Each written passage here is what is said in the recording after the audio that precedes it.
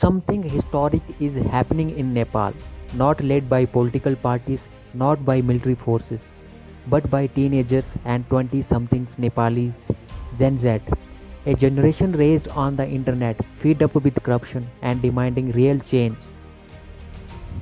On September 8, 2025, the government of Nepal suddenly banned over 26 major social media platforms, including Facebook, Instagram, WhatsApp, and YouTube.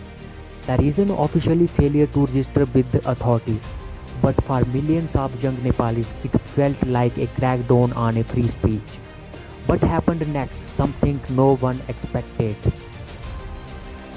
Within hours, Gen Z youth took to streets, not just in Kathmandu but across the country. They came with backups, school uniform, and handwritten signs. No party flags, no political slogan, just one message. Unban social media and corruption, this is our country too. The movement was organized through encrypted apps like Telegram and Discord. They called themselves the Final Revolution.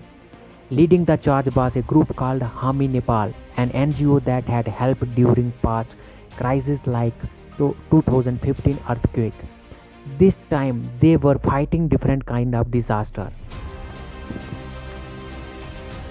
But started as a peaceful protest quickly escalated. Protesters surrounded the parliament and even the president's residence. Some buildings were set on fire. The government responded with force, tear gas, water cannons, even live bullets. In just a few days, at least 19 to 30 people were killed. But the youth didn't back down.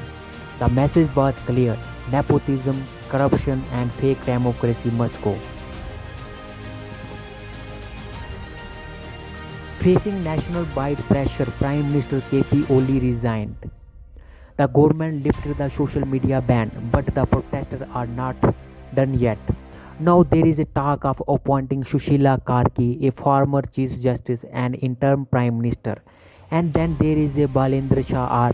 Balen, a rapper turned Kathmandu mayor who has become a Gen Z icon. Many young Nepalis are already chanting his name as the next leader. Protesters, angry over censorship and corruption, stormed government buildings. They set fire to parliament, broke into Singha Darbar, and surrounded the president's residence. But not all of it was protest. Mobs looted shops, hotel, media office, stealing technology, burning property. Some say outsiders hijacked the movement. Organizers denied the violence, but the damage is real.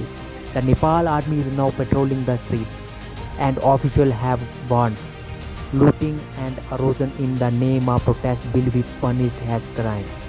This is no longer just a revolution, it is chaos, and Nepal is at a crossroads.